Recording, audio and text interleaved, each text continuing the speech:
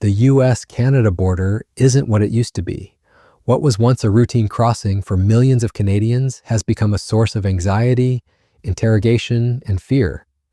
Electronic device searches at US borders have exploded to record-breaking levels, and Canadians are caught in the crossfire of an increasingly aggressive enforcement strategy.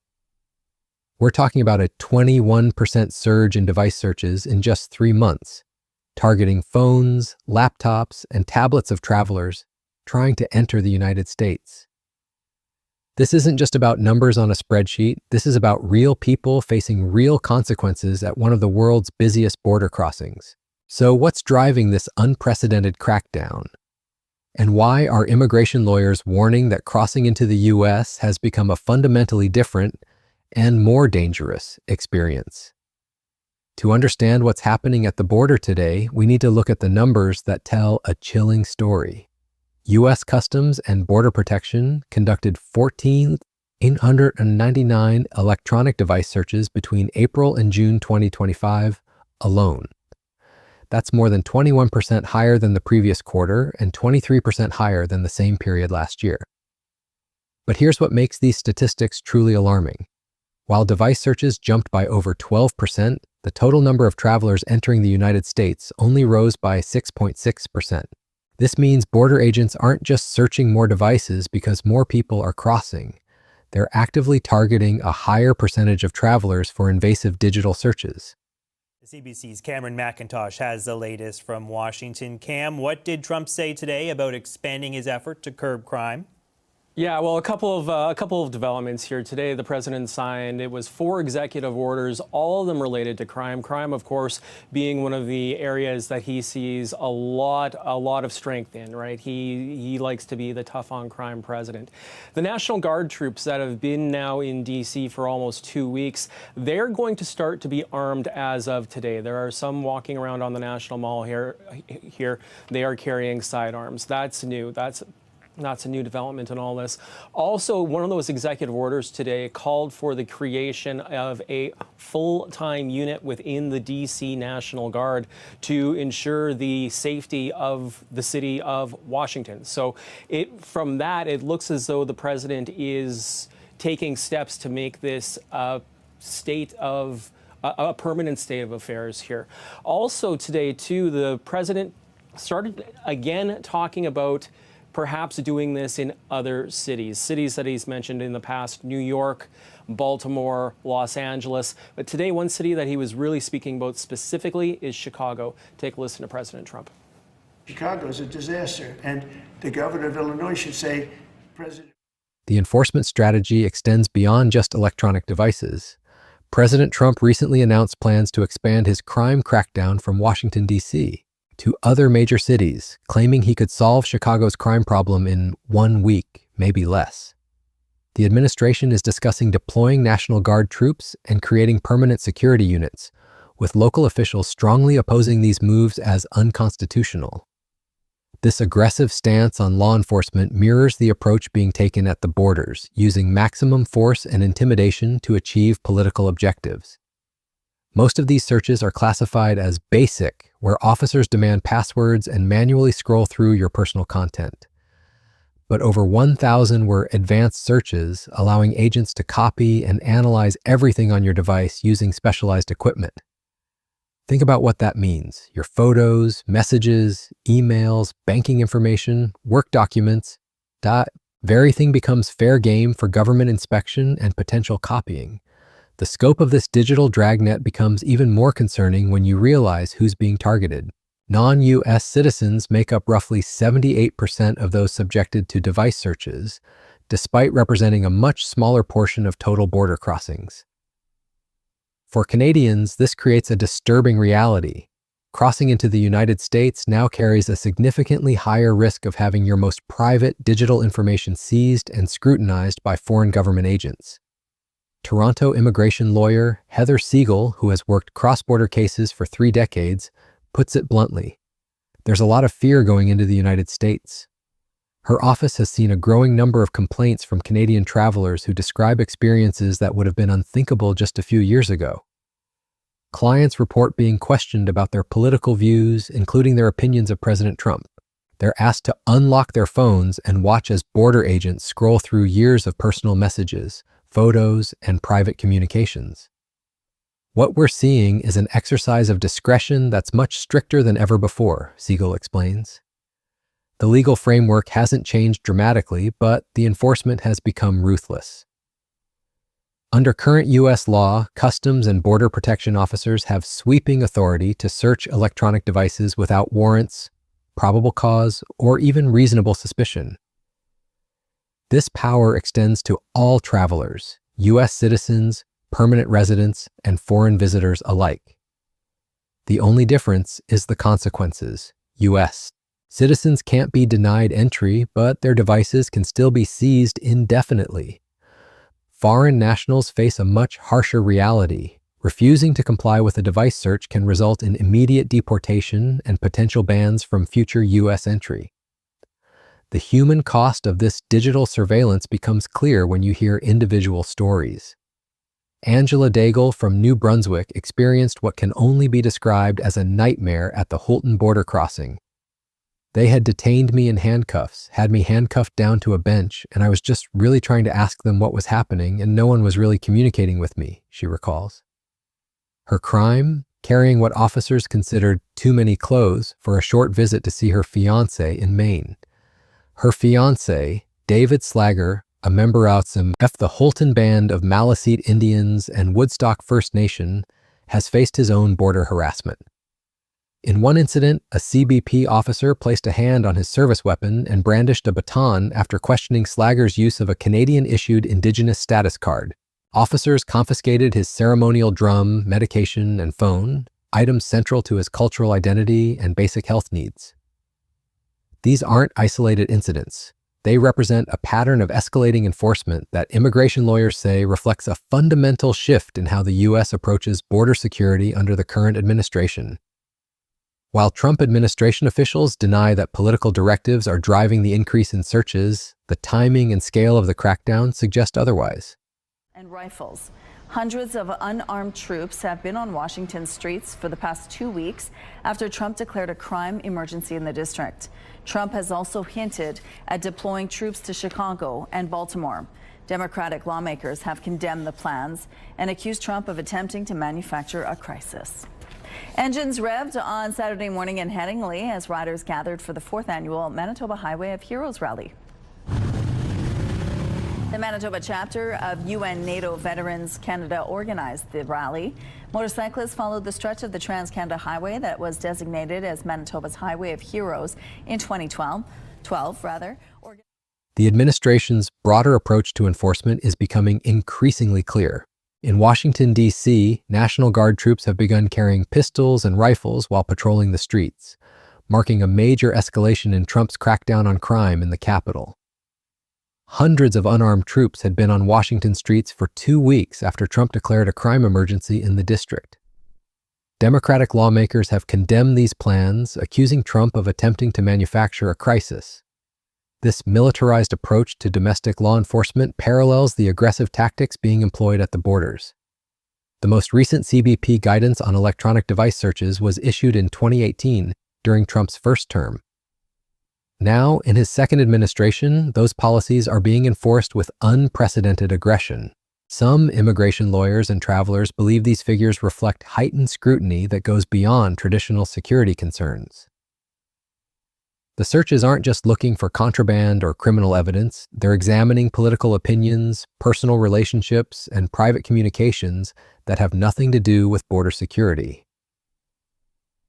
A French scientist was turned away from the U.S. in March after border agents found messages on his phone expressing political opinions about Trump administration policies.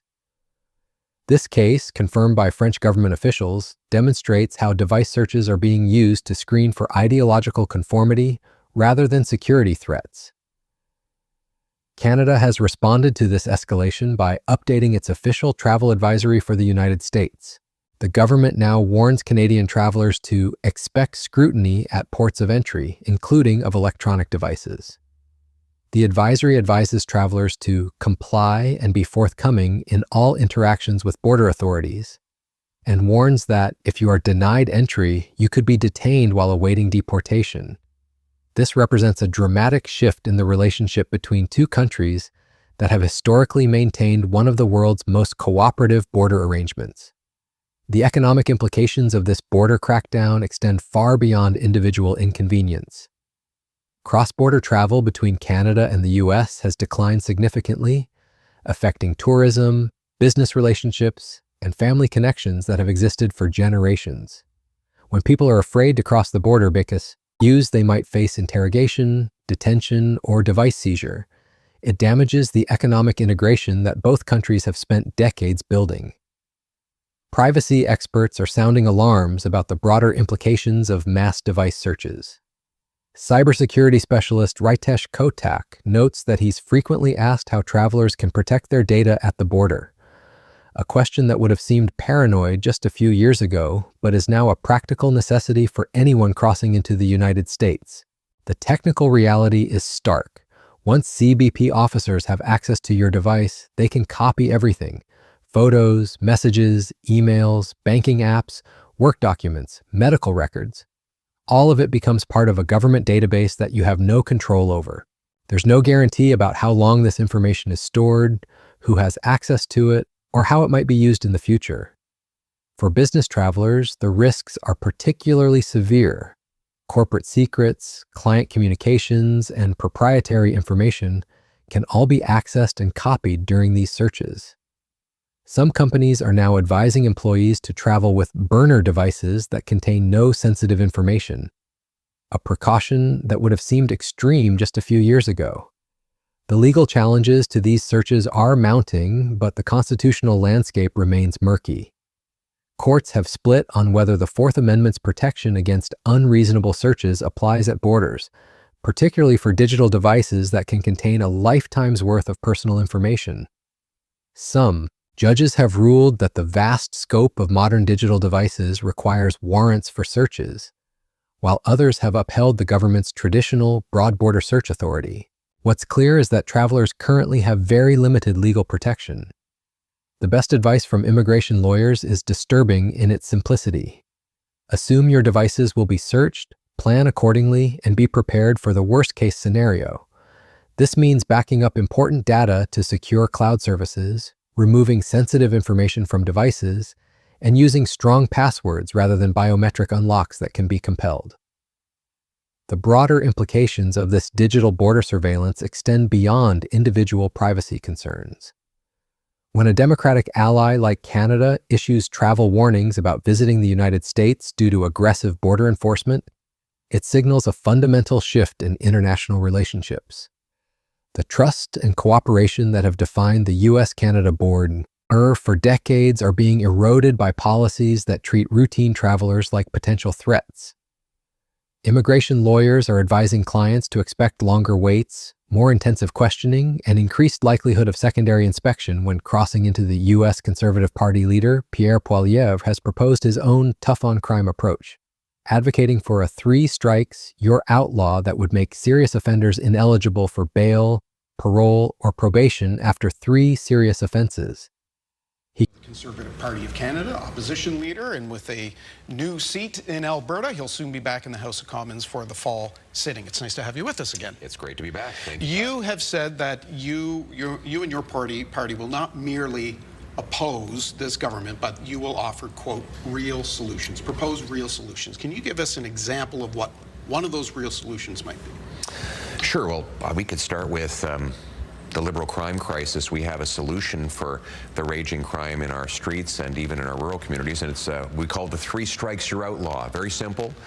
An offender commits 3 serious offenses and they are not eligible for bail, parole, probation, or house arrest. We're going to be putting that forward in a law that we hope the government will quickly pass so that we can take that tiny minority of criminals who are terrorizing our streets and put them behind bars so that we can make our communities safe again. That's been implemented some places in the United States. It's been criticized that it doesn't necessarily work. Why do you feel it would work in Canada? Well, it will work in Canada because we have the problem is a very simple one, actually. We have a very small number of people doing a phenomenal amount of crime. So in Vancouver, they had to arrest the same 40 offenders 6,000 times, so 150 times a year per person. If you took those 40 people off the street, you'd have 6,000. He criticizes liberal crime policies, stating violent crime is up 50% since the Liberals took office. While this represents a different political context in Canada, it shows how crime and security concerns are shaping policy discussions on both sides of the border. What was once a predictable process has become a gamble where travelers risk detention, device seizure, and potential deportation over minor inconsistencies or perceived noncompliance. The psychological impact cannot be understated. As lawyer Heather Sagel notes, there's the sense that everybody feels like they've done something wrong, but they don't know exactly what it is. This atmosphere of fear and uncertainty serves the government's broader immigration enforcement goals by discouraging cross-border movement, but it comes at the cost of relationships, economic activity, and basic human dignity. The technology driving these searches is becoming more sophisticated and intrusive.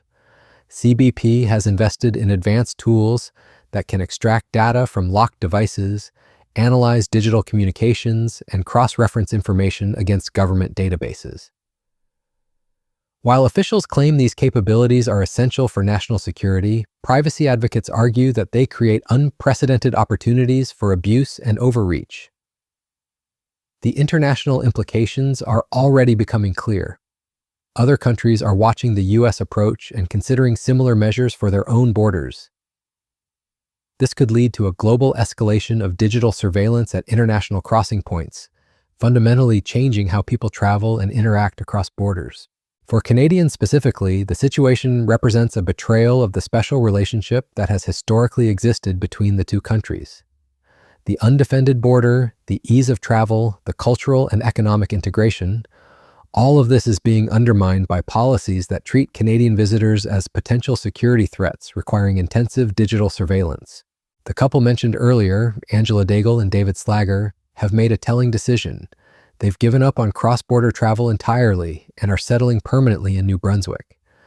Their choice represents a broader trend of Canadians avoiding the United States due to concerns about border harassment and surveillance. This is the human cost of the current approach: relationships severed, opportunities lost, and trust destroyed. Looking ahead, the trend suggests this situation will likely get worse before it gets better. Device searches are increasing faster than travel volumes, indicating that the enforcement priorities are shifting toward more intensive digital surveillance. The legal framework supporting these searches remains largely intact, and political pressures favor aggressive enforcement over privacy protection.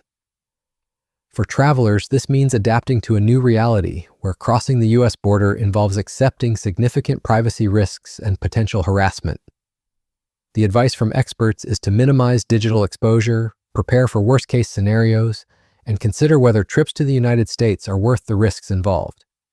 The broader question is whether this approach actually enhances security or simply creates an atmosphere of fear and mistrust that damages legitimate relationships and economic activity.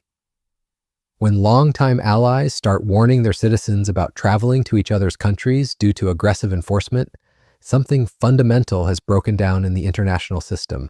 The record-breaking surge in electronic device searches at U.S. borders represents more than just a statistical increase. It's a fundamental shift toward digital authoritarianism that treats privacy as suspicious and cross-border travel as inherently threatening. For Canadians caught in this dragnet, the message is clear. The border has changed, the risks have increased, and the old assumptions about friendly neighbors no longer apply.